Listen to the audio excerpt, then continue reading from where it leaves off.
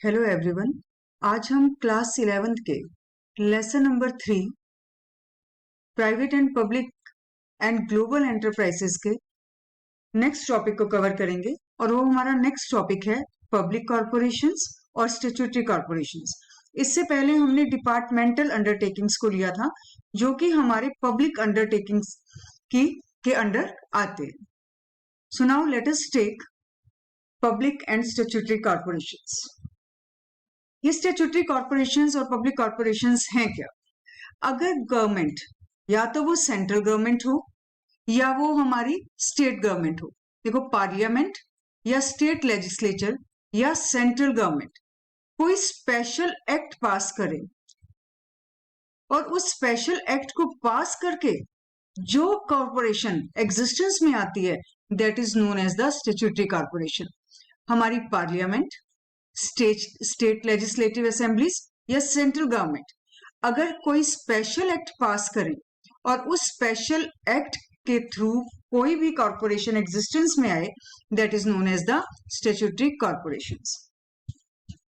अब हम इसके फीचर्स करेंगे, द फीचर्स ऑफ पब्लिक और द स्टैट्यूटरी कॉरपोरेशंस।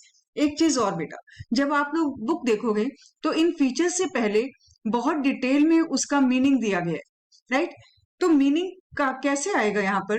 मीनिंग अगर आप इन सारे फीचर्स को कंबाइन कर लोगे तो एक कंप्लीट मीनिंग आ जाएगा। इसलिए इसके मीनिंग पर मैंने बहुत ज्यादा ध्यान नहीं दिया क्योंकि सारे फीचर्स आप उस पैराग्राफ को देखोगे तो सारे फीचर्स ही उसमें कंबाइंड हैं।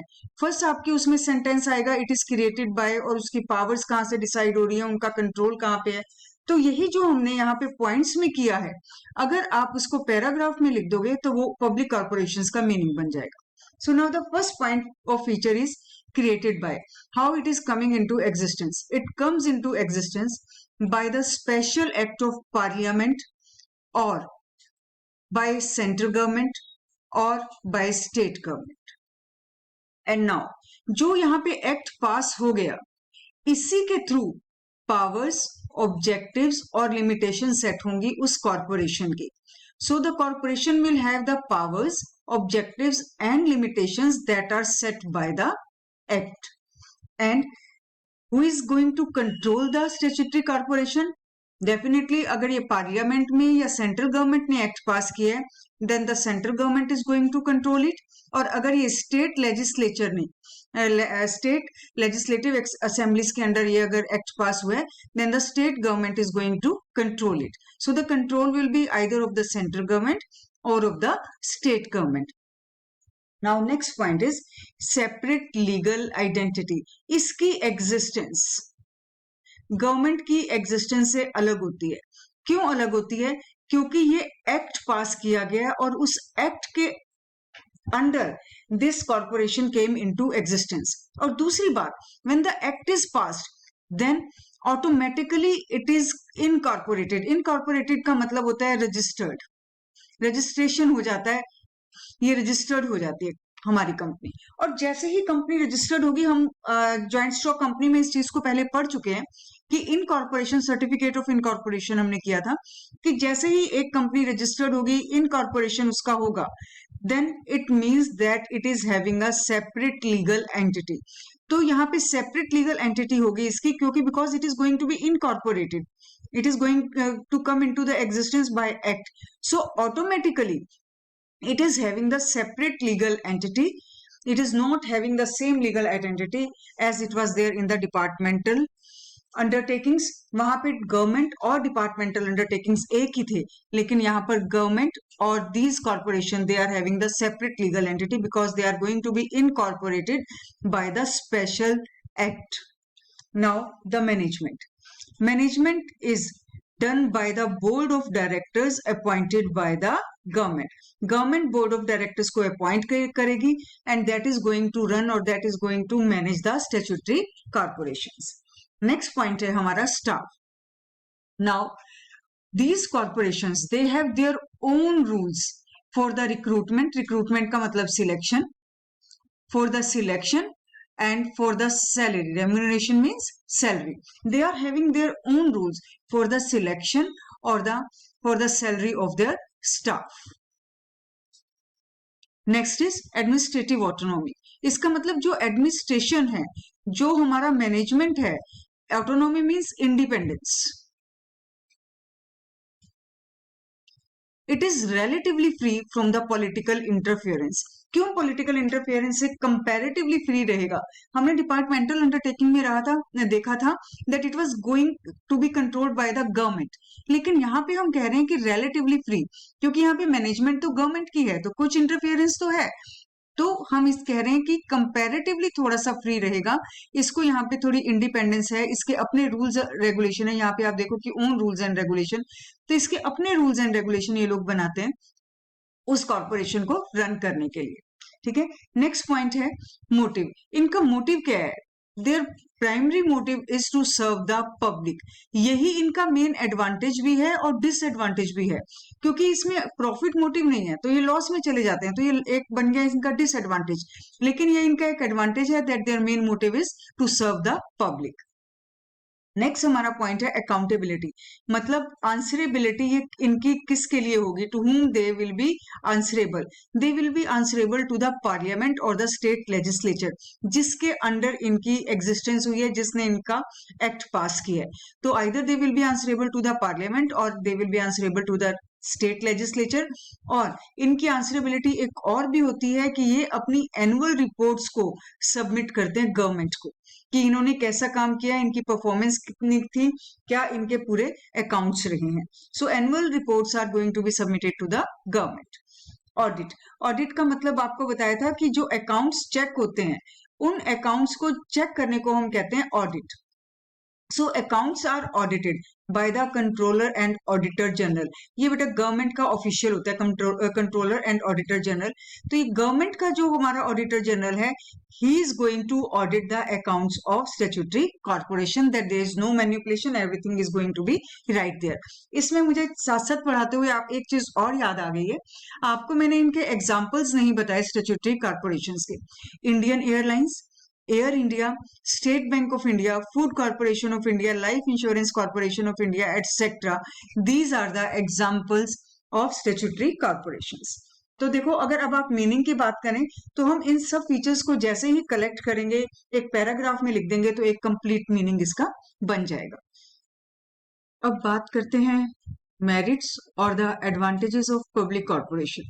First point is administrative autonomy, जो हमारा एक फीचर्स का भी पॉइंट था। वी सेड कि comparatively, relatively they are free, कोई इसमें इंटरफियरेंस नहीं है, no interference of political parties. तो जब पॉलिटिकल पार्टीज की या गवर्नमेंट की इंटरफियरेंस नहीं होती, लेस इंटरफियरेंस कहेंगे हम, so it means they are able, they are having little bit of flexibility. Flexibility मतलब they can do the task in their own manner. So relatively they are free, they can make their own policies, they can make their own decisions. So that is the advantage. Second point is quick decisions. Since they are not going to ask anybody, they are relatively free, so that's why they are going to take their own decisions. और यहाँ पर political interference नहीं है, जैसे ही कोई opportunity आई, कोई मौका आया, they are going to take the quick decisions. Next point, क्यों quick decisions है? Paperwork is comparatively less. Procedures are not so lengthy as they were there in the departmental undertakings. Formalities are comparatively less. तीन चीजें हो गई, political interference थोड़ा less है, paper work less है, procedures इतने कॉम्प्लिकेटेड नहीं है और फॉर्मेलिटीज कम है। So that's why they are able to take the quick decisions. Next point is service motive, advantage है ये, means they are going to serve the public. उनका जो प्रॉफिट मोटिव नहीं है main, because due to the profit motive sometimes they are going to take the undue advantage of the conditions, but here they are going to, their main motive is to serve the public, so that's why they are stick to it। और वो उनको इस पे stick इसलिए भी रहना पड़ेगा because they are working, their operational efficiency, their operations, their performance is going to be discussed in the parliament and the state legislature, so they have to stick on the service motive। इसी वजह से special act के through इसको हमने statutory corporation को existence दी है। Next point है हमारा एफिशिएंट स्टाफ। हमारा जो स्टाफ है स्टैट्यूटरी कॉर्पोरेशन का, it is comparatively more efficient in comparison to the other corporations. Why? Because they are having their own rules and regulation. उन्हें मालूम है that what type of people they need for the statutory corporation, what skill they should have, what type of knowledge they should have, what type of education they should have. So they are going to make their own rules for the appointment and for the remuneration of employees. और उसके बाद they are going to make the best policies so that they can maintain their efficient staff in their organization. So efficient staff will be there in the statutory corporations. Next point is professional management. Why professional management? अभी हमने पहले features में पढ़ा that their board of directors are going to be appointed by the government. Government ही appoint कर रही है, देखो, nominated by the government. लेकिन वो बोर्ड ऑफ डायरेक्टर्स में कौन कौन है? Board of directors consist representative of various groups. Labour का कोई ना कोई रिप्रेजेंटेटिव होगा, कंज्यूमर्स का होगा, गवर्नमेंट का होगा, और डेफिनेटली प्रोफेशनल्स तो होंगे ही जो कि उसको मैनेज करने जा रहे हैं. So in the management different groups are having their representatives, and when the different groups are having their representative, definitely their best decisions are going to be taken, because everyone is going to present their own view. They are going to tell what is practically happening with their group. So the best decisions are taken when everyone is there in the board of directors. So that's why we say the professional management is there in the statutory corporations. अब हम बात करते हैं disadvantages की. Disadvantages में देखिए वही बात आ गई, हम कहने को कह रहे हैं कि वहां पे ऑटोनोमी है, ठीक है, लेकिन हम यहाँ पे इसी को डिसएडवांटेज ले रहे हैं कि ये कोई इंडिपेंडेंस नहीं है. It is only there on the papers. कहने की इंडिपेंडेंस है, but practically there is a lot of interference in the working. Every time either they are the political parties, either they are the government officials, or they are the ministers, they are going to affect the working of the corporation. Second है हमारा lack of initiative. Lack of initiative किस वजह से है? क्योंकि हमारा service motive है. They are not going to increase the profits. They are not even trying to increase the profits, क्योंकि उन्हें मालूम है कि हमारा जो मोटिव है वही सर्विस मोटिव है. और इस वजह से ये जनरली लॉस में जाने शुरू हो जाते हैं, सिर्फ ये अपना सर्विस मोटिव ही उसको फुलफिल करते रहते हैं. और जो इनके फिर लॉसेस होते हैं वो कहां से कंपनसेट करते हैं? These losses keep on increasing and it is going to be compensated by government. ये एक नेक्स्ट डिसएडवांटेज बन जाता है. नेक्स्ट पॉइंट है रिजिड स्ट्रक्चर. रिजिड स्ट्रक्चर क्यों है? Because it is going to come, because it came into existence by the special act. और अगर हम इस स्ट्रक्चर को थोड़ा बहुत चेंज करना चाहें, इसमें हम चाह रहे हैं कि थोड़ी सी फ्लेक्सिबिलिटी आ जाए. According to the time it need some changes. Flexibility, कुछ चेंजेस की रिक्वायरमेंट है. तो ये चेंजेस कैसे आएंगे? It some amendments have to be done in the act itself. Act में ही हमें कुछ चेंज करना पड़ेगा, और एक्ट को चेंज करना it is a time consuming process. It is very lengthy and very complicated procedure.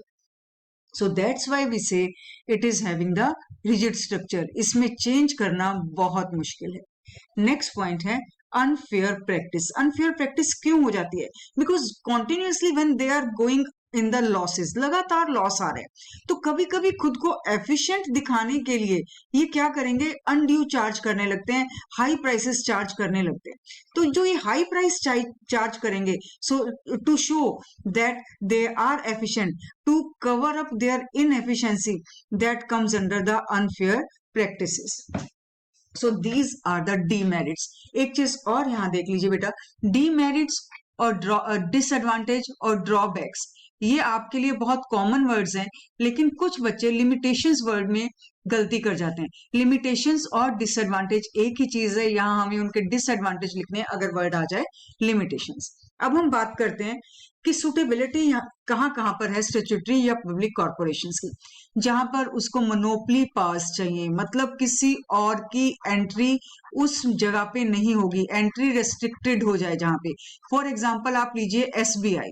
SBI अपनी तरह का एक ही गवर्नमेंट बैंक है जिसपे ज्यादातर लोग यकीन करते हैं. जितने भी आ जाएं बैंकिंग, उसमें आपके बैंकिंग में कितने भी और बैंक आ जाएं, लेकिन मैक्सिमम आप लोग कहाँ फेथ करेंगे? एसबीआई पे. So this is the statutory corporation. It is having some special powers.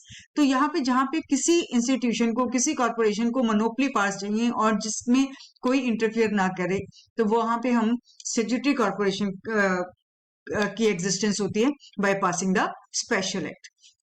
और जहां पे जिस कॉर्पोरेशन को स्पेशल पावर्स चाहिए उसके लिए भी एक्ट पास करके स्टैट्यूटरी कॉर्पोरेशन को एग्जिस्टेंस में लाया जाएगा।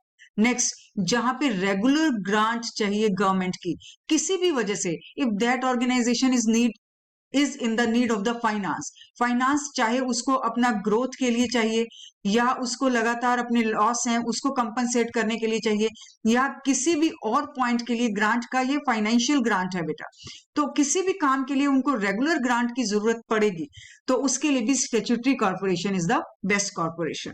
नेक्स्ट, जहां पे उसे पब्लिक अकाउंटेबिलिटी भी चाहिए, मतलब they are answerable but still they are free, they are free, they are independent but still they are answerable. जहां पे हमें दोनों चीजों की जरूरत हो जाए कि अकाउंटेबिलिटी भी है और फ्रीडम भी है, वहां पे भी पब्लिक कॉर्पोरेशन या statutory corporation they will come into existence by passing a special act.